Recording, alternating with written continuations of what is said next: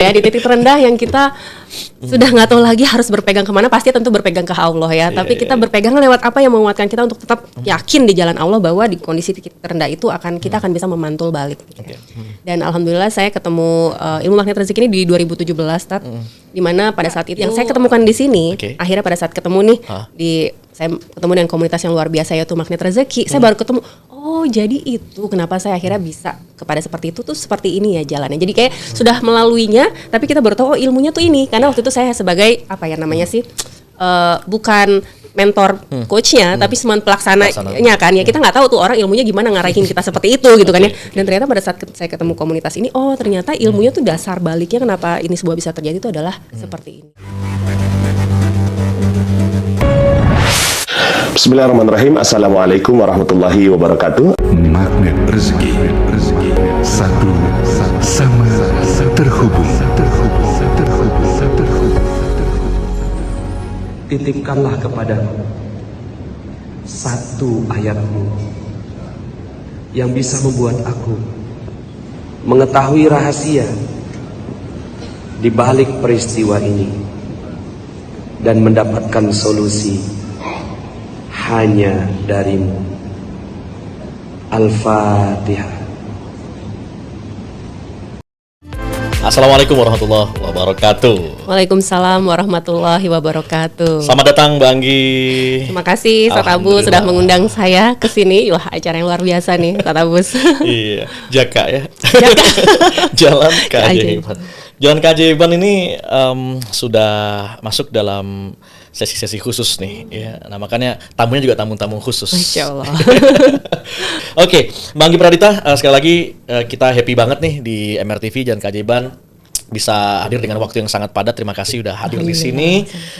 Tapi anyway, sebelum kita bicara tentang dunia training consulting ya, ini industri yang menarik ya bagi seorang Anggi saat akhirnya mulai nyemplung di dunia consulting.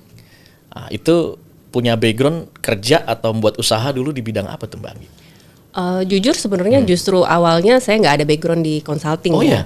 Tapi background saya memang agak sedikit bersinggungan karena saya awal bekerja sebagai HR. Di dunia HR, lama di HR, sempat bekerja juga di perusahaan-perusahaan yang masih di corporate dalam hal operational dan HR seperti itu. Oke, jadi suka juga create training untuk SDM-nya ya, untuk karyawan. Ya, lebih untuk men-setup TNA ya, memanggil vendornya saja Tat Abus, tapi belum bisa untuk kasih trainingnya ya. Seperti itu. Okay. Lalu dulu perusahaan di bidang apa dulu itu saat itu? Awal bekerja sebagai HR di bidang subkon telco ya, subkon telecommunication di mana perusahaan-perusahaan kita ini membantu vendor untuk memasang BTS, memasang membangun ini ya tower-tower seperti itu. Itu awal-awal HR gitu ya. Dan ya cukup lama juga sih di dunia HR di 5 tahun lah ya yang khusus full di dunia HR. Setelah itu berkembang gitu ya, meningkat lagi dan akhirnya lebih banyak terakhir di 2012 sampai 2017 itu saya lebih banyak bekerja dengan perusahaan asing dari Singapura seperti itu. Oke. Nah, dunia profesional 5-6 tahun itu di multinational company kan. Nah, itu dalam proses bagi menjadi HR perusahaan tersebut berarti Anda kan sudah posisi yang sangat ajak tuh ya. Terus tiba-tiba resign atau gimana? Atau perusahaannya mengalami sesuatu atau gimana?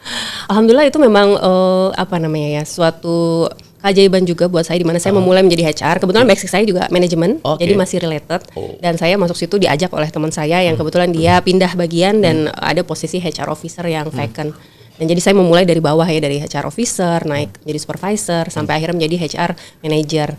Dan saya ini termasuk orang yang ambisius dalam bekerja. Kelihatan. Artinya selalu memberikan terbaik. Nah, makanya karir saya juga termasuk cepat meskipun ada senior-senior HR yang pada saat itu sudah ada ya sebelum saya masuk. Itu merintis dari staff banget gitu dari kan, supervisor banget. sampai dari officer malah. Dari officer. Saya masuk dari officer, 6 bulan kemudian saya dipromosikan jadi supervisor dan setahun kemudian alhamdulillah jadi manajer. Good job. 5 tahun? Ya setelah itu ya tetap di HR dan biasanya justru saya resign itu bukan karena persoalan pekerjaannya, tapi kalau udah ada persoalan yang personal gitu yang membuat saya kayaknya nggak sanggup ya untuk stay bertahan di situ gitu ya. Jadinya alhamdulillah waktu itu juga sempat ketemu dengan teman coach dari Singapura dan beliau mau buka rintis usaha di sini dan akhirnya saya join gitu ya. Pada saat yang sama ada persoalan di kantor yang lama, perusahaannya bagus gitu ya karena memang kita Subkon ini meskipun bukan multinasional tapi kita melayani vendor multinational company dan pasti ada standar-standar yang harus kita penuhi, sertifikasi engineer dan segala macam gitu ya. Peluangnya juga bagus. Apalagi waktu itu saya karena naiknya cepat, akhirnya hubungan saya langsung koneksinya tuh dengan owner, gitu ya. Sempet juga di ini gimana mau naik lagi nggak jadi project manager atau CAM gitu ya, key account manager. Tapi itu kan godaannya luar biasa ya. Udah mau resign ya? Detik-detik udah mau resign tuh ya? Detik-detik udah mau resign gitu ya.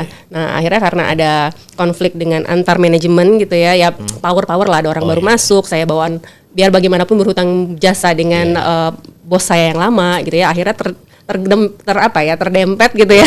Akhirnya saya memutuskan. Ini boleh tahu sebut nama perusahaannya nggak sih ini? Nggak usah lah. Yang pasti ini salah satu world class company lah. Dan itu nggak mudah loh meniti karir di world class company. Ya itu sebuah prestasi bagi seorang wanita karir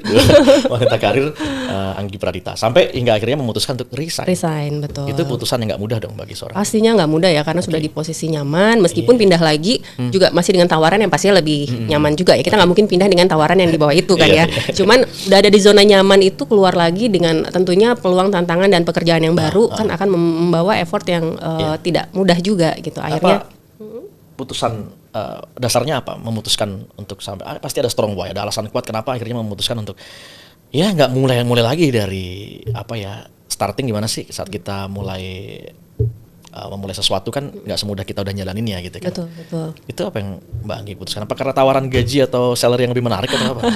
Pasti satu sisi karena sudah mulai ada rasa tidak nyaman di yang perusahaan lama itu dan kemudian ketemu dengan teman coach dan biasalah ya modelnya kan menceritakan peluang, challenge, tantangan baru untuk kamu terus bertumbuh, kamu bisa mengeluarkan lagi potensimu yang lain dan segala macam. Akhirnya terbukalah bahwa saya mau men-challenge diri saya lagi untuk ke jenjang yang lebih tinggi lagi dan akhirnya makanya saya menerima tawaran itu dan kebetulan karena juga perusahaan asing gitu ya akhirnya kan merasa gue kerja dengan perusahaan asing lebih punya berkembang network dengan asing seperti itu. Wih, ada sense belonging anak negerinya juga ternyata ya. Keren sih karena proses resign ya lalu memulai yang baru tadi sekali lagi emang tidak mudah tapi kalau kata orang sih bukan kata orang ya ada ikan yang dia sudah ada dalam satu toples dia udah nggak nyaman dengan betapa crowd-nya di situ gitu kan dan dia butuh sebuah nilai yang baru sesuai dengan nilai-nilai dirinya yang bebas gitu kan. Jadi melompat ke bencana yang lebih besar. Melompat lagi ke lautan yang lebih luas meskipun lebih menantang gitu kan. Oke.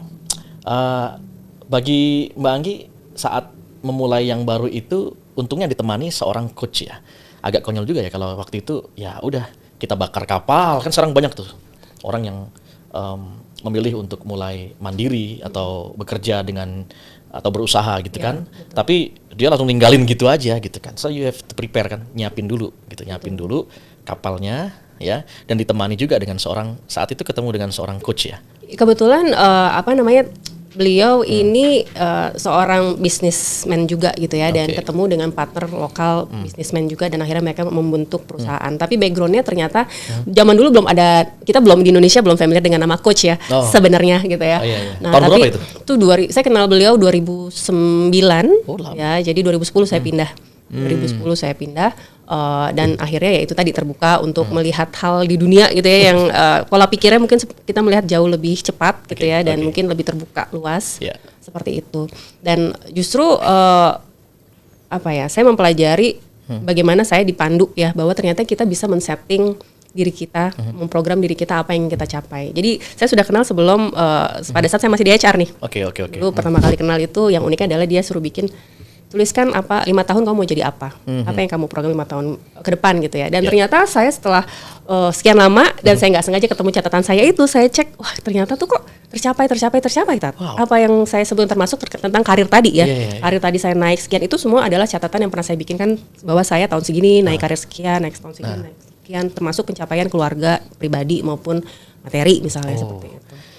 Adakah di dalam catatan goal setting resolusi itu pengen jadi trainer atau konsultan yang mendunia gitu mungkin? Nah ini juga unik sekali. Saya nggak pernah mencatat sebagai pengen jadi trainer ya. Okay. Tapi saya pernah mencatat salah satunya pada saat dia mengajak saya menuliskan 5 tahun lagi kamu mau jadi apa? Mau punya apa? Ya, apa yang ingin dicapai? salah satu memang saya menuliskan bahwa saya pengen punya consulting sendiri. Pada saat itu ya, dan itu kan ya belum kepikiran how-to-nya dong. Belum kepikiran, cuman ya udah suruh bikin gitu kan ya. Ya udah bikin apa yang bisa terpikir di kepala saya lah Jadi seperti itu. kalau ada pelatih Anda meminta kita percaya sama dia lalu kita diminta untuk tuliskan goal apa, itu nggak boleh main-main ya Mbak Anggi. Betul, Karena betul. terjadi kan. Terjadi, betul sekali. Dan itu ternyata yang saya ketemukan di sini, akhirnya pada saat ketemu nih saya ketemu dengan komunitas yang luar biasa yaitu Magnet Rezeki, saya baru ketemu, oh jadi itu kenapa saya akhirnya bisa kepada seperti itu tuh seperti ini ya jalannya. Jadi kayak sudah melaluinya, tapi kita baru tahu oh ilmunya tuh ini. Karena waktu itu saya sebagai apa ya namanya sih, bukan mentor coachnya, tapi cuma pelaksananya kan ya. Kita nggak tahu tuh orang ilmunya gimana ngarahin kita seperti itu gitu kan ya. Dan ternyata pada saat saya ketemu komunitas ini, oh ternyata ilmunya tuh dasar baliknya kenapa ini semua bisa terjadi itu adalah seperti ini, seperti itu. LOP. Betul sekali. Law of Projection. Luar biasa. Akhirnya Mbak Anggi setelah resign lalu memulai karir di dunia consulting, apa saja yang Mbak Anggi mulai lakukan saat itu? Resign dan kemudian ya pada saat itu memang banyak challenge ya. Saya ketemu apa ya, pekerjaan yang di luar kebiasaan, dalam arti memang kita dituntut untuk keluar dari diri kita, sangkar kita. Segala macam hal dilakukan lah ya, ibaratnya ngerintis perusahaan baru itu kan pasti kan nggak mudah ya. Tapi itu ternyata menjadi pengalaman berharga buat saya, di mana akhirnya saya tidak hanya memiliki kemampuan sebagai HR, tapi akhirnya saya juga belajar tentang operation, ya, di mana saya waktu itu pernah membawahi counter sales, logistik, ya bahkan anak-anak GA juga ya seperti itu. Juga tentang business development ya, meskipun saya ngerasa business development tuh kayak belum menjadi passion saya karena saya nggak enakan nawarin orang. Tapi pada momen itu mau nggak mau kita semua dituntut harus siap di sana gitu ya. Kurang lebih itu, jadi akhirnya oh ternyata ini cara Allah, cara Tuhan membuat saya men-stretch diri saya, tidak hanya spesialis atau fokus di satu bidang, tapi saya ternyata bisa mengetahui apa sih yang terjadi di bidang-bidang lainnya. Dan ini akan menjadi paket komplit saya pada saat ternyata saya dihadapkan di titik sekarang, di mana saya alhamdulillah mungkin sejak setahun terakhir sudah lebih bisa fokus sebagai seorang trainer dan tadi di dunia corporate, dan saya akhirnya bisa memahami nih orang-orang peserta tersebut ya kan bekerja, mereka tuh seperti apa sih, orang logistik seperti apa sih, orang operation seperti apa sih, orang business development seperti apa, karena saya pernah ada di posisi itu semua. Ada hikmahnya bagi teman-teman yang udah mau mulai dalam dunia usaha nih di jalan keajaiban ya, itu juga merasakan jadi karyawan juga. Karena kalau dimakan sih karyawan sebenarnya juga bisa kaya ya Mbak Anggi. Betul. Sekarang jadi seorang konsultan nih ya, jadi seorang konsultan dan Masya Allah sampai nyelami ilmu Magnet Rezeki sampai jadi seorang certified trainer Magnet Rezeki. Apa yang paling mengesankan saat Mbak Anggi pertama kali masuk di Magnet Rezeki? Sebenarnya nggak tahu ya, mungkin bisa jadi apa yang saya alami ini sebagian sama juga dengan teman-teman yang lain. Kita justru bertemu Magnet Rezeki di titik terendah kayaknya Tat ya. Iya, majority kayak gitu. Majority gitu ya, di titik terendah yang kita sudah nggak tahu lagi harus berpegang kemana, pasti tentu berpegang ke Allah ya. Tapi kita berpegang lewat apa yang menguatkan kita untuk tetap yakin di jalan Allah bahwa di kondisi titik terendah itu kita akan bisa memantul balik. Gitu ya.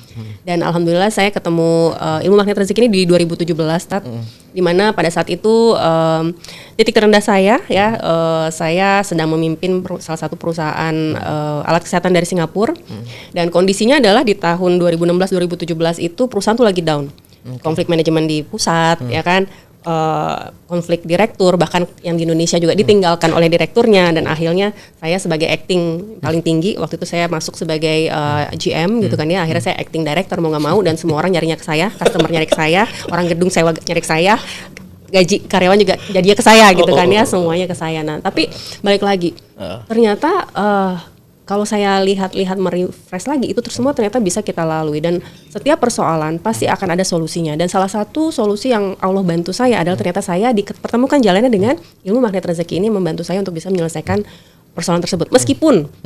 Meskipun pada saat itu akhirnya saya terpaksa tutup perusahaan karena saya nggak kuat lagi dengan tanggungan amanah gaji karyawan dan sebagainya gitu kan ya. Tapi tadi saya tetap yakin ada skenario terbaik Tuhan yang sedang Allah siapkan buat saya seperti itu ya. Maka akhirnya waktu itu saya mulai diperkenalkan dengan bukunya. Saya baca bukunya di 2017 gitu ya, pada saat saya menutup perusahaan tersebut dan membawa amanah gaji karyawan Tat ya, 200 jutaan dengan rental gedung. Dan saya karena saya basic HR, jadi saya juga nggak bisa, misal saya tutup perusahaan ini saya nggak bisa gaji karyawan, udah that's it, lo masing-masing pergi sendiri. Karena saya khawatir nanti saya di pengadilan Allah nanti ada hak karyawan, hak orang yang saya belum penuhi. Jadi saya tutup dan saya ambil tanggung jawab tersebut, meskipun kantor dari luar ini tidak menanggungnya karena posisinya ownernya saja lagi kesulitan ya, lagi banyak persoalan, tidak mudah gitu ya, dan bahkan tertahan di suatu negara saat itu ya. Jadi terpaksa saya take action gitu kan ya. Itu bosnya aja, ownernya aja sampai tertahan di negeri orang ya. Kebetulan begitu. Jadi semua tertahan, tinggal Mbak Anggi sebagai ya istilahnya korban. Ini korban tapi bukan playing victim kan Mbak Anggi? Bukan. Nah, siapa tahu ada yang dengar di sini kan dari Enggak, teman-teman dulu. enggak. Ya, sebelum lanjut tahan dulu Mbak Anggi. Siap. Kita kopi dulu lah. Baik. Nah, ini kopi spesial Azaib Coffee Mbak Anggi. Oh, Hanya baik. tamu-tamu yang jalan-jalan ke Aceh. Masya Allah. Jadi Disajikan khusus ya dan bisa disampaikan langsung oleh salah satu kader terbaik di Magnet Rezeki. Masya Allah, terima 3S, Mbak. kasih. Soleh. Sesuatu yang akhirnya. Oh gitu ya. Soleh sesuatu. single yang pasti dong. Single dan sesuatu. Oh baik, terima kasih Mas Soleh nih kayaknya saya manggilnya ya. Silakan diminum dulu Mbak Anggi. Baik, terima kasih. Biar lebih cair kita diskusinya ya. Siap. Bismillahirrahmanirrahim. Alhamdulillah. Di Magnet Rezeki itu kita juga belajar mengolah rasa kan ya. Mengolah rasa. Kalau nggak diolah saat itu, ya saya nggak kebayang itu. Bagaimanapun Mbak Anggi fitrah seorang wanita gitu kan. Ya, dan fungsi leadership itu biasanya kan dikuasai oleh para pria gitu kan. Nah, itu positioningnya saat itu kan luar biasa. Apa yang Mbak Anggi pikirkan saat harus menanggung beban sedemikian rupa tuh saat itu? Ya, yang pertama mungkin karena memang basicnya saya workaholic dan juga ambisius dalam bekerja. Artinya saya selalu men-challenge diri saya untuk bahwa saya bisa setiap tantangan apapun dalam pekerjaan sebenarnya saya pasti bisa. Wow. Justru saya nggak bisa menghadapi kalau tantangan dalam urusan personal nih. Gitu ya. Tapi kalau alhamdulillah kalau urusan pekerjaan biasanya saya selalu bisa dan saya yakin meskipun pasti jatuh bangun ya gimana mikirnya gitu ya untuk bisa akhirnya di handover semua jadi tanggung jawab di saya dan saya harus memenuhi tanggung jawab untuk bisa ini terus berlangsung gitu kan ya.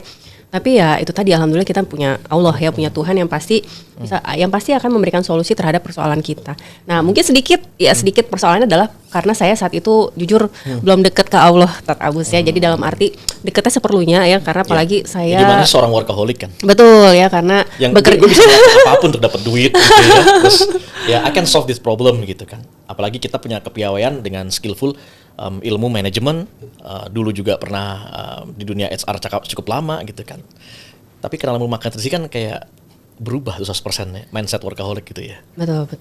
Betul sekali. Dan ternyata justru ya itu tadi momen itu menurut saya titik terendah saya adalah karena Allah sayang saya. Sayang saya ya, Allah sayang saya sehingga Allah ingin saya kembali ke jalannya. Mungkin kalau saya nggak dipertemukan dengan titik terendah itu dengan persoalan tersebut, mungkin saya dengan mindset saya yang ya mindset barat, yang berhubungan dengan orang barat, yang fokusnya di sana gitu kan ya, fokusnya pada dunia lah seperti itu ya. Anda sebagai HR consulting juga saat ini ya, bagaimana Mbak Anggi melihat akhirnya saat perusahaan ini akan mengalami sebuah kenaikan drastis gitu kan, dengan memperhatikan karyawan-karyawannya atau bahkan sebaliknya, harusnya seperti apa sih kita jalanin perusahaan itu? Khususnya ke karyawan-karyawannya ya gitu.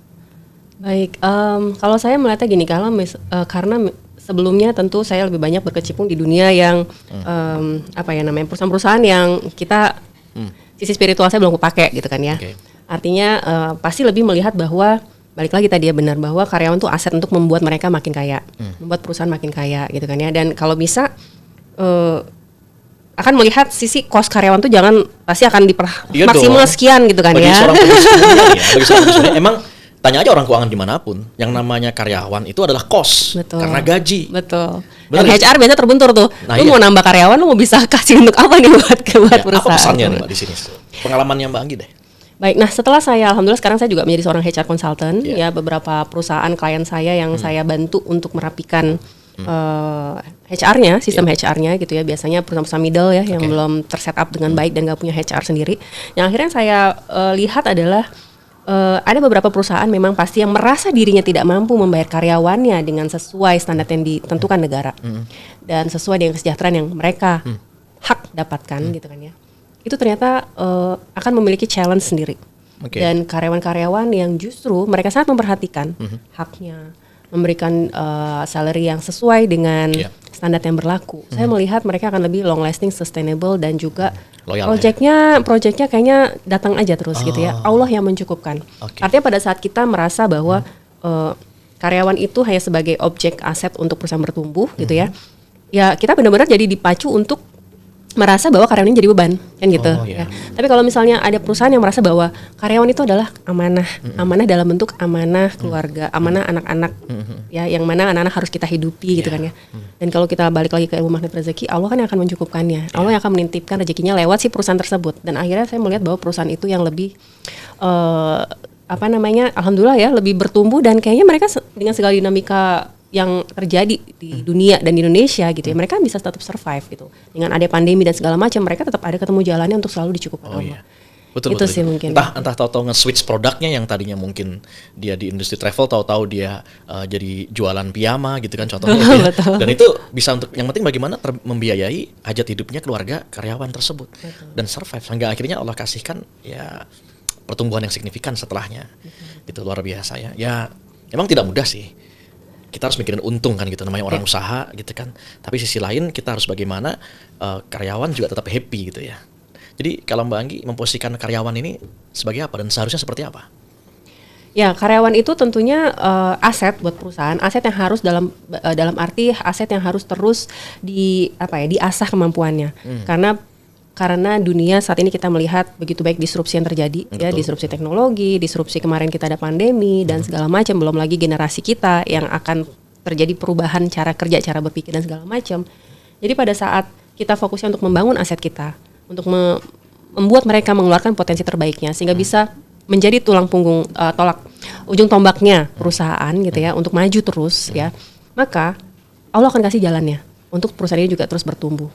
Jadi kalau misalnya perusahaan menganggap bahwa tadi balik lagi ya, bahwa karyawan ini beban ya, yang dipikirkan adalah nanti aku bisa bayar nggak nih? Mana mungkin bisa naik gaji? Sekarang aja omsetnya segini. Maka Allah yang akan itu ya kan, Allah bagaimana prasangka hambanya. Betul sekali. Kalau kita prasangkanya karyawan adalah beban gitu ya, ya kita akan merasa terbebani terus dengan beban overhead biaya gaji karyawan kan gitu ya. Tapi kalau kita merasa bahwa ini adalah amanah tadi balik lagi dan ini aset, dan kita fokus bagaimana ingin membantu mereka untuk lebih sejahtera dan menjadi jalan kebermanfaatan ya, semakin banyak karyawan kita gitu kan ya, kita menjadi jalan manfaat buat karyawan kan, dan kebayang orang-orang di keluarganya dan segala macam, maka tentunya insya Allah akan lebih berkah dan Allah akan lebih membantu perusahaan tersebut untuk terus bertumbuh ya. Oke, menarik sih. Pertanyaannya gimana sih cara membuat karyawan happy?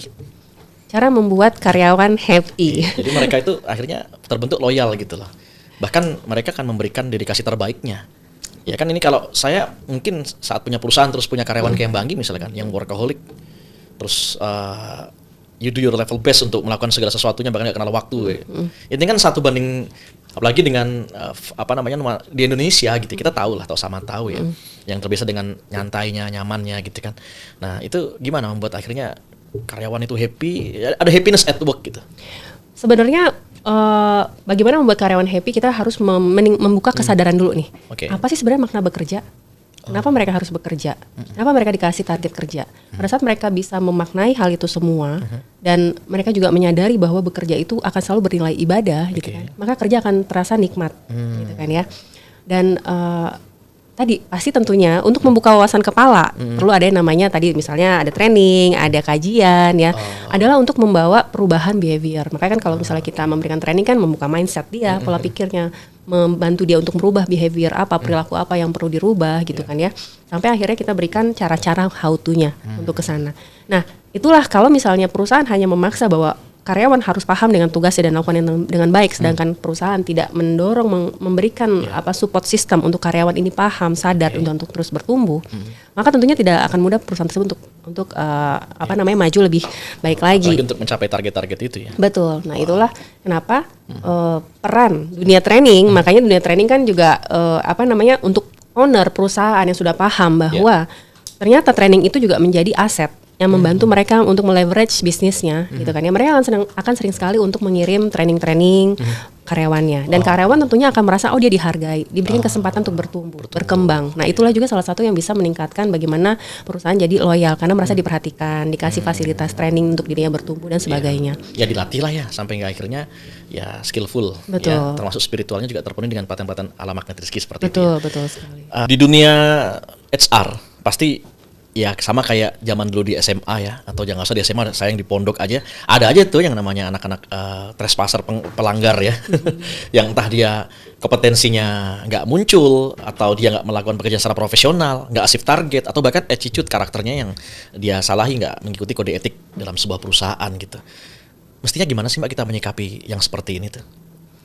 Baik, kecenderungan kalau kita zaman kita gitu kan ya, pasti kan punya leader-leader otoriter yang mainnya power of telunjuk. Lo Iya sih. lakukan ini, lakukan ini, lo harus nurutin apa mau gue gitu kan ya. Nah, tapi ternyata dengan era sekarang, apalagi generasi sekarang, ternyata leader-leader perusahaan-perusahaan, ya supervisor gitu ya, yang mempunyai tim di bawahnya gitu ya.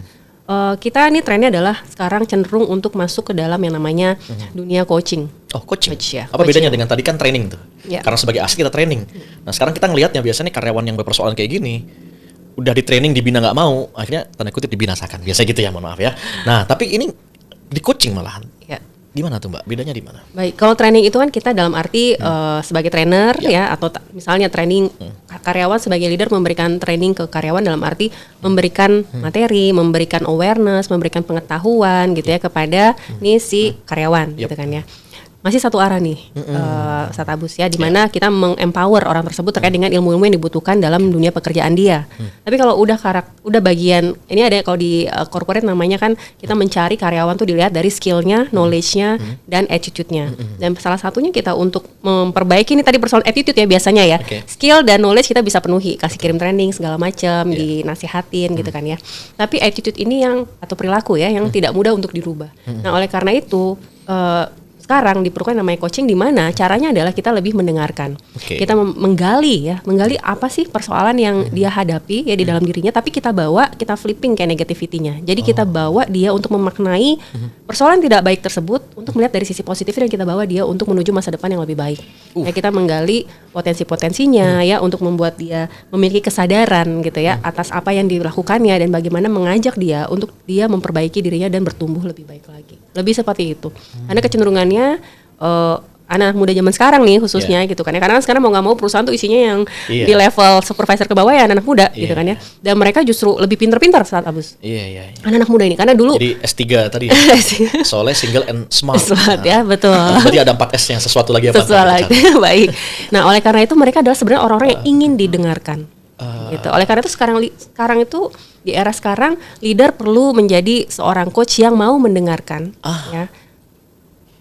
Apa yang dirasakan oleh karyawannya, apa yang dibutuhkan oleh karyawannya, dan membuat dia mengeluarkan sendiri solusinya, tidak dengan menyuruh dia melakukan sesuatu, tapi membuat si karyawan menyadari ya kan apa sebenarnya yang bisa dia lakukan dari persoalan yang dia hadapi tersebut. Jadi kita membangun kesadaran supaya pada saat itu keluar dari dalam diri si karyawan, maka kita akan lebih mendapatkan komitmennya.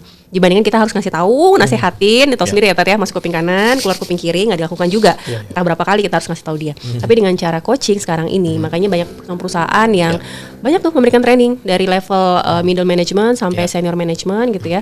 Bagaimana leader menjadi seorang coach. Bahkan ilmu ini juga masuk sekarang ya sebagai teacher as a coach. Oh, teacher pun as a Teacher pun coach. sekarang perlu untuk Seorang bisa guru biasa mendeliver knowledge, sekarang mendengarkan peserta didiknya, betul. Ya, mungkin hikmah daripada kenapa Allah ya berikan 2 telinga dengan hanya 1 lisan gitu. Betul kan. sekali ya. Lebih banyak mendengar. Wow, ini menantang bagi para pemimpin-pemimpin perusahaan, leader, manajemen, bahkan sampai ke supervisor yang punya tim lah, intinya tim bisnis ya, atau punya tim bisnis di luar sana. Menarik banget as coach ya. Mudah-mudahan lain waktu kita bisa sharing tentang dunia coaching ya. Siap. Tapi kan Certified Trainer Market Rizky juga bisa berperan sebagai coach ya. Iya kan? Ada metodenya apa? Metodenya itu ya GROW juga ya. Tapi ala magnet Rizky gitu ya. Guru ala magnet Rizky. Nah, semangat nih karena banyak yang belum mengetahui tentang coaching itu. Tapi Mbak Anggi kenal ilmu market Rizky di titik terendah. Saat itu kepikiran gini nggak? Kenapa nggak dari dulu kenal ilmu ini ya gitu ya? Kenapa saat justru lagi kayak gini baru kita balik nih? Pasti ya, gitu kan. Pasti akan ada momennya merefresh kenapa saat ini, pada saat mungkin semua sudah tidak bisa kita perbaiki ya, sudah bisa menerima gitu kan ya. Tapi ya balik lagi, bahkan daun gugur pun jatuh atas izin Allah. Saya sampai di titik tersebut harus menghadapi persoalan tersebut, pasti adalah ada skenario yang Allah ingin saya paham ya, dan itu menjadi hikmah pembelajaran buat diri saya sendiri seperti itu. Wow. So di Magnet Rezeki sejak tahun 2000?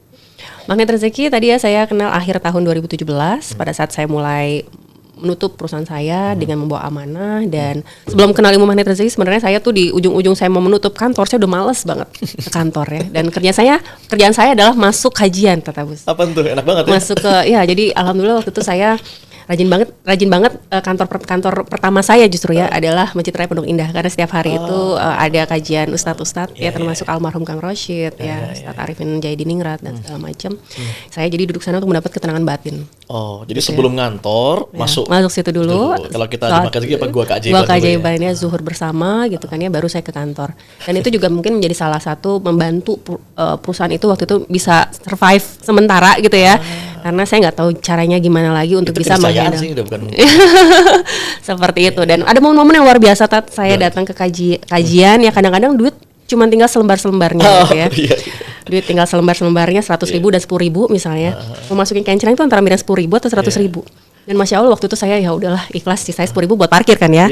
Masukin, tapi begitu saya turun di tangga, saya dapat closingan, dalam arti ada customer kita gitu Project kan ya. Customer kita yang membeli produk dalam jumlah yang banyak, sehingga saya bisa menyelesaikan tanggungan ya untuk sementara di bulan tersebut. Sering kali terjadi seperti itu. Makanya saya akhirnya benar sekali ya tadi kalau kita belajar dengan Ustadz Nasrullah, kita bekerja di atas sajadah. Dan justru pada saat kita hadir di Gua Keajaiban ya, di majelis-majelis ilmu itu proses proses kerja yang justru jauh lebih dahsyat ya, seperti itu. Teman-teman mengira mungkin bagi para workaholic di sini yang nonton, ente lu ngapain aja kalau cuman di masjid denger kajian, kan nggak dapat duit. Itu awal-awal pas masuk juga duduk diem gitu, ya ada galau juga dong pasti dong. Harusnya nih nyari duit nih sekarang nih. Terus kita harus duduk diem gitu kan, dengerin ustadz gitu kan. Istighfar, zikir gitu kan, itu prosesnya nggak mudah. Dikira itu bukan kerja keras gitu. Itu kita sudah kerja keras banget loh, iya nggak sih? Betul. Berlama-lama di masjid zikir, denger kajian, itu kerja keras loh itu. Betul. Di zona kuantum kita, ruh kita sedang kerja keras. Biasanya kan fisik kita yang kerja keras, otak kita yang kerja keras. Betul sekali. Dan Masya Allah, keajaiban mulai nampak. Alhamdulillah. Artinya proses yang dilalui saat masuk Gua Keajaiban itu sampai sekarang tentu akhirnya dinikmati dong. Alhamdulillah. Sangat nikmat ya pada saat kita ternyata pada saat kita tahu ya apa sih sebenarnya yang Allah cari dari diri kita, dan pada saat kita bisa menerima apapun yang sudah Allah takdirkan untuk kita gitu kan ya, dan kita sadari masa lalu kita banyak dosa, dan yang perlu kita lakukan adalah muhasabah untuk terus memperbaiki diri. Dan kalau saya alhamdulillah di Ilmu Magnet Rezeki begitu banyak jurus-jurus yang kalau kita praktekkan tuh semuanya tuh luar biasa, dan akhirnya ternyata hidup itu mudah banget. Hidup itu mudah banget. Keren. Sebagai bentuk rasa syukurnya Mbak Anggi, apa yang Anda lakukan saat ini dan yang akan datang terus mau diistiqomahi? Ya mungkin setelah saya menutup perusahaan itu ya akhirnya saya lebih berfokus gitu ya untuk mencari pencarian jati diri, Saya mau kemana sih gitu ya. Dan alhamdulillah saya semakin dekat ke Allah akhirnya gitu kan ya, memperbaiki diri terus menerus gitu kan, apa yang bisa saya lakukan lebih baik lagi. Dan pada tahap akhirnya saya merasa dunia itu hampir hambar, Jadi dalam arti gini, mungkin kita kan sebenarnya ya pasti namanya manusia mengejar, tapi apa sih, saya sudah melalui semua itu, semua sudah pernah dapatkan gitu kan ya, tapi kayaknya ya hampa gitu ya. Ternyata kalau Allah nggak ridho, itu semua tuh gampang banget untuk ditarik dan diambil semuanya. Dan yang justru pada saat kita di titik hanya mencari ridho Allah, bahkan yang sedikit tersebut itu menjadi sangat nikmat dan penuh berkah ya, seperti itu. Ya akhirnya saya sekarang cuman tidak menuntut berharap kayak zaman dulu kan pasti pengennya ada kepuasan dalam hal harta, tahta dan segala macam gitu kan ya. Tapi kalau sekarang saya cuma ingin bahwa gimana caranya saya bisa menjadi orang yang bermanfaat bagi orang lain. Apa sih yang bisa saya berikan buat membantu orang lain? Mungkin lebih seperti itu ya. Dan bentuk rasa syukur untuk menjadi lebih manfaat ini direfleksikan dengan apa nih sekarang? Ya salah satunya alhamdulillah karena banyak waktu luang, Ya kan sudah nggak kerja gitu kan ya. Sudah nggak kerja. Akhirnya saya waktu itu ya banyak dengar kajian, kerjanya belajar gitu ya, belajar ilmu Allah lagi gitu kan. Termasuk salah satunya belajar Ilmu Magnet Rezeki, ikut campnya waktu itu di awal 2018 mulai ikut campnya. Dan Allah berikan proyek-proyek lainnya juga ya sepanjang perjalanan itu. Tapi ada momen-momen sebenarnya pekerjaannya kok jadi begitu mudah, ringan, banyak waktu luang, tapi nilainya tetap besar. Enjoy gitu. Lagi ya. Enjoy lagi. Gak kerasa kayak gerasa kerusuk kayak dulu zaman-zaman jadi workaholic kan. Betul. Jadi taubaholik lah sekarang. Betul. Kayaknya tuh bekerja karena waktu itu di 2018 alhamdulillah setelah ikut camp Tatabus saya dipertemukan dengan coach saya yang dulu. Oh ya? tiba-tiba ngasih project saya. Oke. Hanya 4 bulan projectnya untuk perusahaan di Hong Kong gitu Oke. kan ya. Yang nilainya menurut saya besar ya, pasti dolar ya. Tapi pekerjaannya santai banget karena remote ya, gitu ya. Terus Akhirnya dikit, berapa dolar itu Mbak Anggi? jadi intinya adalah ya saya ngerasa Sebentar, berapa dolar? enggak, dolarnya enggak yang dolar gimana. Alhamdulillah akhirnya saya tadi bisa memenuhi amanah gaji-gaji karyawan, saya selesaikan gitu kan ya, termasuk saya akhirnya Berarti ratusan juta. Apa? Karena literal dikasih skill 200 juta. per bulan. ya alhamdulillah lah ya. Akhirnya Allah kasih jalan untuk saya menyelesaikan amanah itu, karena saya menganggap ini adalah tanggung jawab saya pada saat itu, kan leader paling tinggi di Indonesia, dan itu adalah tanggung jawab saya, dan orang-orang ini kan juga orang-orang yang sangat membutuhkan dana tersebut ya. Jadi nggak bisa kita sepelekan. Sedangkan mereka udah bekerja juga gitu. Udah bekerja juga, betul ya. Makanya mungkin itu juga cara Allah untuk membantu saya. Dan ya itu tadi ya, ternyata dapat pekerjaan yang santai banget itu Tat ya. 4 bulan itu justru mungkin jalan-jalan gitu kan ya. Oke. Dan ya mungkin hanya lebih ke melakukan market research seperti itulah ya, consulting gitu ya. Dan sisanya banyak waktu luang sebenarnya Tat. Nah, oleh karena itu kebetulan akhirnya saya mendedikasikan diri, ada komunitas, saya mulai ikut datang hadir gitu ya. Dan mungkin saya jadi lebih keluar lagi nih dari sangkar, karena namanya orang workaholic dan ambisius dan selalu ekspektasi perfeksionis dirinya tinggi gitu kan. Pada saat kita jatuh ke titik terendah itu kan ada rasa kita kok jadi malu ya, nggak pede lagi, terus merasa diri nggak berguna, dan akhirnya kita tadi ternyata ketemu dengan komunitas ini, saya tuh nggak sendiri loh yang mengalami persoalan ini gitu kan ya. Akhirnya membantu saya untuk bisa keluar lagi dari sangkar saya tadi, dan ya akhirnya sampai sekarang Masya seperti Allah, itu. Masya Allah. Udah mulai terbang tinggi lagi tapi dengan sayap yang lebih ringan ya. Alhamdulillah. Mbak Anggi dan teman-teman semua mungkin ada sebuah riset John McFarland, mungkin Anda tahu juga, di tahun 80-an lah kalau nggak salah ya. Itu sesederhana mereka mengumpulkan world class company ya, perusahaan kelas dunia, di mana dari sekitar 500 perusahaan terbaik itu, ya perusahaan terbaik lah, lah ya, nggak mungkin yang namanya karyawannya itu ecek-ecek, itu pasti kelas Harvard pasti direkrut di situ gitu kan. Terus sistemnya nggak mungkin kalau nggak ISO standar, ya udah pasti bahkan bukan hanya ISO, di atasnya TQM, Total Quality Management. Ya, lalu salesnya pasti juga yang terbaik dan seterusnya. Uniknya beberapa tahun kemudian ya 80% perusahaan kelas dunia itu bankrupt. Jadi bangkrut bener-bener. Oke. Mengalami kemunduran yang sangat signifikan. Nah, yang masih bertahan ini ya ini luar biasa. Perbedaannya cuma 20 ke 80, ini kan luar biasa. Padahal mereka udah kurang apa gitu kan. Yeah. Ternyata yang di riset hasilnya malah membuat kita ini terbelalak, khususnya bagi dunia barat. Pertama, yang membuat mereka bangkrut ternyata pelanggaran terhadap prinsip-prinsip moral. Yang kedua, ternyata tidak tersedianya pelatihan-pelatihan untuk meningkatkan spiritual. Jadi nggak tersedianya tempat ibadah. Lalu training-training hanya skill-skill aja, tapi training-training yang berbau spiritual. Makanya saya nggak heran ada salah seorang kawan Chinese yang itu non-muslim juga. Lalu karyawannya ini dipersiapkan sebelum masuk atau jam 10 tank itu untuk silakan yang muslim salat duha. Masya Allah. Dan itu membuat signifikan perusahaannya bangkit. Masya Allah. Itu kenapa kayak di Makan Rezeki Center ini kita wajibin gitu kan. Ya malu lah kepada teman-teman yang non-muslim aja nggak melakukannya gitu. Yang kalau cuma kerja doang datang ke sini ngapain gitu kan. Akhirnya kita jadikan kayak pesantren juga di sini sih. Ya, dan itu terbiasa. Dan Masya Allah ini yang membuat kita terus juga tak bisa melayani sama kita. Ini refleksi bahwa perusahaan kelas dunia aja bisa kayak gitu loh. Apalagi kalau cuma seorang Abus atau Anggi gitu kan. Kalau batin kita terluka nggak disembuhi, spiritualitas kita nggak terpenuhi, ya kering kan. Betul. Lama-lama rontok juga, mau ngandelin otak kayak apa. Mau IQ secerdas seorang Anggi pun ya habis juga IQ terendahnya. Untung saat itu datang kendaraan menjemput Anda bernama Magnat Rizky. Alhamdulillah. Anyway, saya dengar tahun ini punya mobil baru nih kendaraannya. Banyak keajaiban Magnat Rizky yang didapatnya Mbak Anggi. Masya Allah, alhamdulillah banyak sekali keajaiban yang Allah berikan Nanti sejak kita saya cek mengenali ya, Magnat Rizky. kita tes drive boleh juga nih. Project-project training, consulting segala macam akhirnya Mbak Anggi juga dapatkan, atau ada apa lagi nih keajaiban yang bisa di-sharing ke teman-teman setelah belajar Magnat Rizky? Apa ya? Ya alhamdulillah justru pada saat kita tadi ya kita belajar pasti di Magnet Rezeki ada perisai rezeki ya Tatya, bagaimana kita membuka perisai kita menyadari dulu dosa-dosa kita apa dan kita taubati, kita perbaiki, kemudian kita tambahkan dengan LOP, Law of Projection gitu kan ya. Ternyata mudah sekali bagi Allah untuk mewujudkannya. Oke, ngomong-ngomong soal kendaraan tadi sekali lagi ya Mbak Anggi, ketemulah Magnat Rizky sebagai kendaraannya dalam jalan keajaiban gitu kan. Dari seorang workaholic menjadi seorang taubaholic. Dengannya pekerjaan-pekerjaan ya itu mudah dan akhirnya lebih banyak kerja pun untuk memberi manfaat pada orang lain, rezeki akhirnya datang sendiri aja. Betul sekali. Keajaiban rezeki apa yang Mbak Anggi dapat? Selain saya baru ngelihat tadi di parkiran, wah, mobil barunya nih tahun ini. Masya Allah. Wah, hadiah tahun baru. Masya Allah. Apa aja yang Mbak Anggi dapat? Aduh, saya tuh Pak. Allah nih ya. Kalau dulu kan karena hebatnya seorang Anggi, ya nggak sih? Kalau sekarang kan ini kan tahadus binikmah. Karena betapa hebatnya Allah saat kita semakin mendekat dengannya gitu.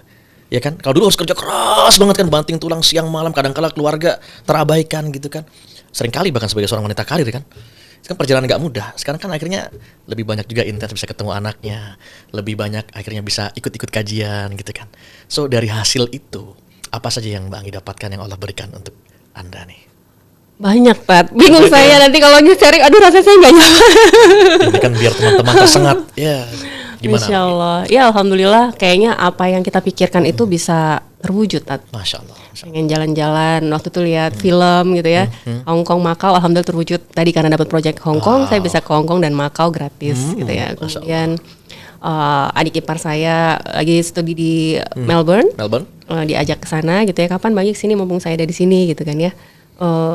Tidak tahu duitnya dari mana, alhamdulillah kesampaian juga bisa ke sana gitu ya. Dan banyak sih Tat ya, alhamdulillah bisa umroh gratis tahun lalu, bisa ke Turki gratis. Masya Allah. Dan banyak lagi ya kayaknya apa yang saya pikirkan tuh dari atas kepala sampai atas kaki banyak pemberian orang Tat. Sampai kadang-kadang nggak berani mikir, nggak berani minta. Itu keren karena cara Allah kan. Orang siapa atau siapa yang ngasih itu kan caranya Allah, mereka yang digerakin gitu kan. Amma bi nikmati rabbika fahadits, dengan nikmat Tuhan yang diberikan padamu sampaikan. Bahkan dalam makna yang lebih dalam Bang Anggi, itu adalah rayakanlah. Rayakanlah dalam arti apa? Ya sebagai bentuk rasa syukur. Misalkan Bang Anggi dapat mobil baru nih. Kita makan di mana nih? Itu contoh, cuman ada harapan juga. Canda ya. Kode ya Tat ya.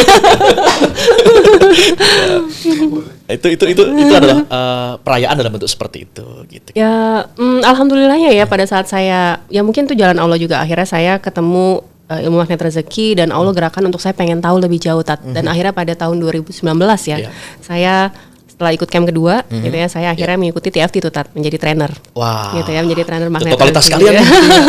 Karena kalau di trainer kan akhirnya bisa tahu rahasia di balik rahasia magnet rezeki. Betul sekali gitu dah. Dan saya mikirnya adalah bagaimana tadi saya menjadi jalan manfaat bagi orang lain, yang minimal mungkin dengan ilmu MR yang saya ketahui ini saya juga bisa membantu orang lain. Tidak harus dalam bentuk materi gitu kan ya, tapi dalam bentuk penguatan, dalam bentuk konsultasi dan lain sebagainya, dalam bentuk ilmu ya, pikiran dan segala macam. Walhasil proyeksi tercapai. Kita kenal istilah ilmu law of projection gitu ya. Nah, menjelang awal tahun baru nih Mbak Anggi, nih kan kebetulan kita tag ini di akhir tahun ya. Kita sering membuat resolusi, goal setting, goal achieving, whatever namanya, banyak banget lah. Perusahaan-perusahaan pun sedang asik membuat tracker untuk persiapan di tahun yang akan datang gitu kan. Ya, tapi ada proses yang harus kita selesaikan dulu. Evaluasi diri. Ya enggak sih? Muhasabah diri, menyelesaikan segala hal yang di masa lalu. Makanya ngundang Mbak Anggi untuk ngomongin masa lalu paling nggak mudah nih. Karena kayaknya udah move on banget ya. Gitu ya. Dari masa lalu. Karena tadi udah bisa menerima semua orang-orang yang bahkan menyakiti kan. Ini kan artinya udah merilis semuanya. Itu sepenting apa ngerilis itu Mbak Anggi sehingga kita bisa moving forward? Ya ternyata kalau balik lagi ya di ilmu magnet rezeki, kalau kita fokusnya pada persoalan, maka solusi itu kan nggak datang. Betul. Kesempatan juga nggak datang, peluang juga nggak datang. Dan kalau kita bisa menerima bahwa apa yang sudah terjadi meskipun itu skenario yang tidak kita sukai, dan kita menerima, ternyata Allah tuh sedang buka peluang-peluang yang baru, kesempatan-kesempatan yang baru. Nah inilah dimana pada saat saya di titik terendah ketemu ilmu magnet rezeki. Terplus Tat Abus, kita tahu ya tahun 2020 kemarin ada apa sih? Ada Akademi COVID ya. Ya, saya setuju banget dengan nama yang diberikan oleh komunitas magnet rezeki bahwa pandemi COVID itu akademi COVID, karena itu juga menjadi salah satu titik balik saya, di mana saya akhirnya memulai profesi saya yang baru, memulai sadar diri potensi yang saya miliki, gitu kan ya, meskipun harus mulai dari bawah lagi, Tat. Ya mulai dari bawah lagi. Jadi alhamdulillah awal pandemi saya dipertemukan dengan salah satu consulting, kebetulan juga sesama ilmu komunitas magnet rezeki, gitu kan ya. Saya mulai dari bawah sebagai host, membersamai banyak trainer, banyak coach gitu ya. Yang ternyata tuh menjadi asupan investasi kepala kata saya. Ya, asupan saya untuk melihat ya dekat dengan role model yang bisa saya copy. Ya, untuk bisa menjadi seperti mereka. Dan akhirnya di titik rendah itu saya memberanikan diri untuk balik lagi kita setting goalsnya di Tatabus. Oke. Gitu ya, bagaimana saya saya setting tahun sekian harus mulai naik menjadi trainer, tahun sekian saya juga pengen jadi coach gitu kan ya. Dan lebih intens lagi di dunia ini gitu ya. Dan pada saat kita sudah fokus di sana, itu ternyata Allah merekat jalannya itu dengan sangat halus dan sangat luar biasa gitu. Wow. Iya. Jadi and then you are becoming a professional trainer, professional consultant gitu kan. Bahkan sekarang kerjasama dengan consulting dari Singapura ya. Alhamdulillah sejak setelah sebenarnya sebelum pandemi kita sebelum akademi Covid kita sudah ada kerjasama dari tahun 2019 2020 Covid karena nggak ada job saya masuk ke consulting ini dan alhamdulillah ini baru mulai tahun ini sudah mulai mereka datang lagi. Project datang tak kira gitu kan. Itu bikin sekarang ini gitu ya. Mulai sekarang ini, Masya Allah, tabarakallah. Selamat, congratulations. Semoga consultingnya makin manfaat bagi orang banyak. Amin. Oke, Mbak Anggi, anyway ngomongin tadi magnet rezeki, training magnet rezeki dan lain sebagainya. Ya, kita main kartu dulu nih biasa. Waduh, ya. agak-agak bikin deg-degan ya. Ya. Biar rezekinya dapat ya, hati tenang dulu. Siap. Oke, mudah-mudahan satu kartu ini jadi refleksi diskusi di akhir dari Jalan Keajaiban nih. Boleh Mbak Anggi ambil satu kartu? Bismillah. Oke. Buka? Boleh dibuka.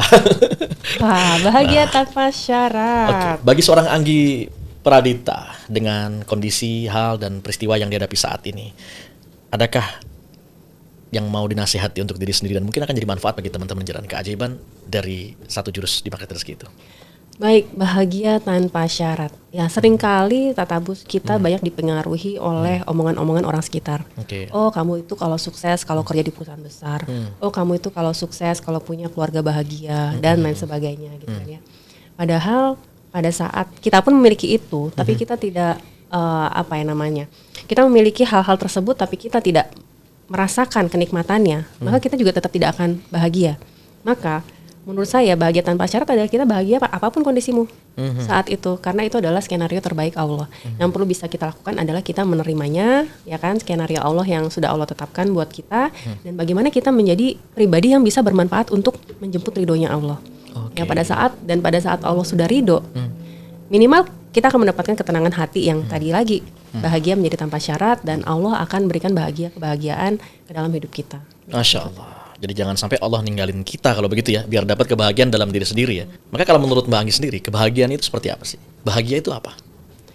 Ternyata pada saat kita mengekspektasi dari orang lain untuk menjadi bahagia, itu tidak membuat kita bahagia. Tapi justru pada saat kita menjadi jalan kebahagiaan orang lain, menurut saya itu justru membawa rasa kebahagiaan dalam diri kita. Jadi bahagia pada saat, tadi balik lagi, pada saat kita bisa bermanfaat bagi orang lain. Dan saya ngerasa jalan saya menjadi semakin mudah adalah pada saat kita lebih banyak menebarkan dan meluaskan manfaat bagi banyak orang. Nah, makanya juga salah satu ini Tatabus saya punya channel gitu ya untuk kita berbagi, paling tidak membantu yang saya bisa. Karena mungkin kalau sedekah kayak MR, sedekah kayak Statnas gitu ya, yang nilai luar biasa kebetulan ya saya masih terbatas gitu kan. Tapi paling tidak cara yang saya bisa adalah saya dengan berbagi melalui ilmu, melalui waktu, melalui pikiran ya, melalui berbagi menjadi pendengar yang baik buat orang-orang yang membutuhkan. Jadi Anggi akan terus sharing gitu ya dengan channelnya, dan itu free semua. Alhamdulillah saat ini di Parita Channel kita memang masih selalu free, dan insya Allah mudah-mudahan selalu free ya. Mudah-mudahan Allah jaga istiqomahnya itu ya, tetapnya nggak mudah. Ya. Istiqomahnya untuk bisa tidak berharap ini, karena cukup berharap pada ridho Allah. Saya ingin Mbak Anggi sharing gitu ya, sharing bagaimana sih agar kita tuh LOP itu bisa tercapai. Ya, jujur ini juga salah satu Tatabus menjadi materi yang sering saya bawakan terkait dengan law of projection, dan saya punya tambahan ya yang dimana saya melihat hal-hal yang saya praktekkan dan saya kategorikan dalam 5 kunci LOP dahsyat. Wih, 5 kunci LOP dahsyat, cocok banget nih untuk facing New Year ya. Betul sekali ya. Jadi ada 5 yang saya rasa ini yang membantu saya cepat sekali untuk mewujudkan apapun yang saya inginkan. Masya Allah. Ya. Bahkan pada saat saya membuat dream saya gitu kan ya, selalu terjadi lebih cepat daripada waktu yang sudah saya tuliskan di dream book saya seperti itu. Nah, yang pertama itu adalah pantaskan mentalnya. Pantaskan mentalnya. Jadi terkadang kita punya mimpi aja, tapi kita membatasi bahwa kita nggak mampu ya dan lain sebagainya. Ya, jadi kita pantaskan mentalnya bahwa kita mau menuju ke sana, kita mampu. Ya kalau di Ustadz Nasrullah sering bilang kita baikkan dulu di taman, bayangkan diri kita dan kita pantas untuk mendapatkan semua itu gitu ya, dan kita pantas untuk bahagia tentunya. Yang kedua adalah kejar ilmunya. Kejar ilmunya. Jadi kayak saya mau cita-cita jadi trainer, saya cita-cita mau jadi coach, saya cita-cita pengen punya consulting, maka saya juga harus mengisi diri saya terus bertumbuh. Apa yang bisa saya pelajari gitu kan ya. Dan yang paling penting juga adalah mendekat ke orang-orang yang punya ilmunya. Oh, ini yang ketiga atau yang masih nomor Masih 2? nomor 2. Kejar ilmunya, Ya, diantara mendekat kepada orang-orang yang punya ilmunya, mencari role modelnya, maka kita akan lebih cepat mengkopinya. Oh, Gitu ya. Dan saya merasa beruntung sekali pada saat saya diajak masuk ke consulting sesama nih di komunitas gitu kan, saya benar-benar dikelilingi orang-orang yang bisa saya bertumbuh dan mengkopi hal-hal baik dari diri mereka. Wow. Kemudian yang ketiga tentunya kita harus luruskan niat. Luruskan ya. Ya, luruskan niat ya. Apa sih yang ingin kita capai dari goal-goal kita, mimpi-mimpi kita, dan kita melihat tidak hanya untuk kepentingan diri kita pribadi, tapi bagaimana apa sih yang bisa kita berikan buat orang lain dari niat kita Jadi yang tersebut. dimaksud dengan niat ya saat kita memproyeksikan sesuatu jangan hanya untuk kepentingan diri sendiri dong. Betul. Ya. Kontribusinya apa buat orang lain, betul seperti itu. Dan tentunya juga yang tidak kalah penting adalah membuka perisai. Ya. Membuka perisai. Itu adalah bagaimana kita kan kalau di magnet rezeki semakin kita menjauhi dosa, maka kita akan semakin lebih ajaib begitu ya. Maka tentunya ya kita harus sadar dulu nih apa nih kesalahan-kesalahan yang pernah kita perbuat, lakukan taubat semuanya. Kemudian apa hal-hal yang nggak boleh kita lakukan. Plus tentunya dengan cara itu kita semakin taubat holik tadi, semakin mendekatkan hubungan kepada Tuhan, sehingga ya Tuhan pun akan selalu senantiasa menolong hidup kita. Ya, dan terakhir yang kelima adalah kembali lagi jurus magnet rezeki itu luar biasa, merawat terumbu karang. Nah, itu yang merawat terumbu karang seperti apa itu, Mbak? Merawat terumbu karang artinya ya memang kita bagaimana untuk membahagiakan orang lain. Jadi orang nggak hanya cuma LOP pengen ini itu gitu ya. Tapi pada saat saya dari LOP itu saya 5 hal ini ya saya praktekkan bersama gitu kan ya. Ternyata pada saat kita membahagiakan orang lain ya balik lagi Allah akan balikan kebahagiaan yang jauh lebih besar buat kita. Dan salah satunya Triangle Miracle yang sering kita belajar dari Ustadz Nasrullah itu benar-benar powerful. Dan dulu mungkin saya masih hitung-hitungan sama orang tua Tatabus jujur. Sebentar, sampai di sini dulu nih. Soal merawat terumbu karang tadi kan artinya seperti halnya ikan ya, merawat terumbu karang karena Allah titipkan rezeki di terumbu karang, gitu, kan, untuk ikan. Ya kita manusia ya dalam ilmu magnet kita pahami bahwa dititip rezeki kita di kemuliaan kebahagiaan orang lain sampai mengerucut adanya Triangle Miracle 3 sudut ya dari orang-orang yang terdekat dengan kita yang nomor 1 yang harus kita dahului soal kemuliaan dan kebahagiaannya karena kita. Kalau dulu sering ngerasa uang kita yang kita miliki itu nggak cukup gitu ya, orang tua udah mampu gitu kan ya secukupnya aja dan mungkin nggak perlu perlu saya yang dibantu kayaknya gitu ya zaman dulu gitu ya pada saat titik-titik terendah. Berbagi dengan orang tua apalagi ibunda ya. Dan berbagi kepada orang-orang yang ada di sekeliling mereka, gitu kan ya, yang membuat saya ngeliat nih orang kayaknya kok nggak habis-habis ya uangnya, kayaknya memberikan hadiah ke siapapun tuh nggak habis-habis. Dan ternyata memang seperti itu ya yang bekerja, yang dibuktikan ini loh yang ilmu di magnet rezeki merawat terumbu karang. Pada saat kita berbagi, ibaratnya kalau kita di termos ini, air kita cuma segini, tapi kita tuang buat orang-orang yang kita cintai, orang-orang sekitar kita, itu Allah akan isi kembali dengan rezeki yang baru lagi, maka tidak akan habis dan kita punya banknya Allah kan seperti itu ya. Dan itu tadi 4 nama orang tua, yang kedua tentunya Triangle Miracle ada pasangan gitu kan, yang ketiga adalah anak. Ya yang semampu kita bisa lakukan adalah menjaga hubungan baik dari tiga hal ini, termasuk kalau di lingkungan perusahaan. Maka kan kalau kita di dunia HR ya, orang tua itu adalah atasan kita ya kan, ownernya. Kemudian kalau pasangan adalah rekan-rekan kita, rekan kerja kita. Organisasi besar, keluarga organisasi kecil, betul. Organisasi besar, maka atasan, rekan kerja dan anak-anak buah kita gitu. Maka kalau kita mau hidupnya bahagia ya di rumah tinggal kita jaga Triangle Miracle rumah, dan kalau mau hidup kita juga berkah dan terasa santai di kantor tapi penuh berkah gitu kan ya jaga Triangle Miracle di kantor juga. Oke. Nah, apa pesannya? Kalau tadi kita udah diskusi tentang bagaimana seorang leader, manajemen ataupun sampai kelas supervisor untuk sama halnya tadi merawat terumbu karang kepada timnya ya atau karyawan yang ada di dalamnya. Sekarang bagi para karyawan sendiri tuh, kalau advice-nya gimana Mbak Anggi agar menjadi seorang magnet rezeki juga?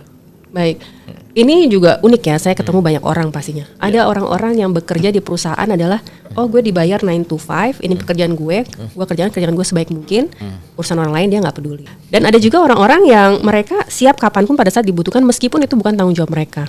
Dan justru saya, ini kalau misalnya boleh berbagi pengalaman ya Tatabus ya, tadi balik lagi, pada saat saya mulai bekerja sebagai HR officer, saya masuk itu sudah ada 2 HR officer nih staff ya kategorinya, HR staff lah. Udah ada 2 HR staff yang jauh lebih senior dibandingin saya. Tapi kenapa? Ternyata pada saat ada posisi mulai diperlukan supervisor, yang terpilih adalah saya, yang direkomendasikan oleh GM-nya dan akhirnya di-approve oleh direkturnya. Karena pada saat direktur itu membutuhkan bantuan saya yang bukan kapasitas saya kadang-kadang. Tiba-tiba tuh zaman dulu siapin materi untuk weekly meeting. Bukan tugas gue dong, itu tugas lu sebagai manajer gitu kan ya. Tapi saya melihat ini sebagai challenge saya, tantangan saya, dan ini membawa saya akhirnya saya kulik-kulik, cari tahu, dan saya jadi tahu loh. Jadi seorang manajer itu harus mengerjakan hal ini, mempersiapkan seperti ini, dan saya mempunyai ilmu baru. Dan itu sering sekali sampai akhirnya ternyata kita dipercaya untuk suatu posisi. Jadi kadang-kadang kita jangan melihat untung buat gue apa nih melakukan hal ini. Tapi apa yang bisa kita lakukan yang itu akan membawa benefit buat diri kita sendiri, dan kesempatan akan datang pada saat kamu siap. Jadi kesempatan tidak datang pada saat kamu sudah siap, tapi kesempatan tidak datang untuk menunggu kamu siap gitu kan ya, tapi kesempatan datang pada saat ya kan kapanpun kamu tidak terduga gitu kan ya. Dan pada saat kita bekerja tulus, sepenuh hati, yang kita bisa lakukan tadi memberikan kebermanfaatan. Apa sih yang bisa kita berikan kebermanfaatan buat tempat kita bekerja, buat orang-orang di sekitar kita. Tadi balik lagi triangle miracle-nya, dan Allah akan berikan jalannya dengan mudahnya. Sampai akhirnya seperti itu saya naik ke jenjang manajer ya. Posisi yang seniornya masih tetap, yang senior saya tetap sebagai seorang staff, nggak berkembang. Kenapa? Karena pola pikirnya adalah aku cukup datang pagi, pulang sore, kerjaanku. Yang ada dikasih tugas ngedumel ya, wah nyerocos sana sini, bos begini lah, kerjaan nyuruh lah segala macam, dan itu tidak akan membawa dirimu maju. Jadi pada saat justru kita ditantang, dikasih hal-hal baru, anggap itu sebagai tantangan untuk membuatmu bertumbuh, karena itu pasti akan engkau manfaatkan pada saatnya gitu. Itu yang pertama sih, Tat. Betul. Yang kedua tentunya ya sisi profesionalisme kita bekerja. Artinya kita melakukan yang terbaik. Lakukan terbaik tidak saat pada depan atasan, depan orang yang kita panuti, tapi lakukan saat kapanpun kamu pada saat melakukan pekerjaan itu meskipun tidak dilihat orang. Just do it your best. Itu keikhlasan teruji di situ. Betul. Jangan menunggu dilihat orang lu kerja baik gitu ya, nggak dilihat orang lu tiduran gitu kan ya. Tapi kerja sesuai dengan profesimu adalah untuk bekerja, memberikan terbaik, ya lakukan itu kapanpun itu. Gitu. Mungkin itu yang perlu dipegang untuk teman-teman karyawan gitu ya. Karena dan satu lagi yang saya pahami adalah kita tidak digaji dari perusahaan. Kita digaji oleh Allah. Nah, itu yang perlu ditanamkan betul-betul ya. Betul. Dan pada saat kita misalnya katakanlah standar gaji saya adalah 1 juta misalnya, tapi cuma bisa dibayar 500.000 atau bahkan 200.000. Ya kita tetap lakukan standar kerjaan kita adalah 1 juta misalnya. Dan Allah akan cukupkan dan genapkan apa yang sudah kita lakukan. Jadi jangan melihat gaji kita dari orang yang bukan dari orang tersebut. Betul. Ya. Iya. Dan itu saya rasakan banget pada saat saya membantu dengan nilai yang tidak seberapa, tiba-tiba saya tadi bisa dikasih project yang nilainya mungkin 10, 20, 30 kali lipat dari yang saya bayangkan. Allah akan mengakumulasikannya segala effortmu pada saat kamu bekerja dengan tulus dan totalitas. Masya Allah. Terima kasih Mbak Anggi atas kontribusinya dan sharingnya di Jalan Keajaiban. Masya Allah. Terima kasih. Satu, Abus. sama terus. Yang belum subscribe dan baru saja menemukan channel ini, silahkan subscribe. Insya Allah Anda akan mendapatkan materi-materi yang terbaik dari channel ini. Insya Allah Anda adalah makhluk yang ajaib. Tinggal kita sempurnakan faktor-faktornya. Dan insya Allah dalam video-video berikutnya kita akan lanjutkan materi ini sampai Anda menemukan potensi terbesar diri Anda dan menjadi makhluk ajaib sebagaimana yang Allah Subhanahu wa Ta'ala inginkan untuk Anda. Sampai jumpa. Assalamualaikum warahmatullahi wabarakatuh.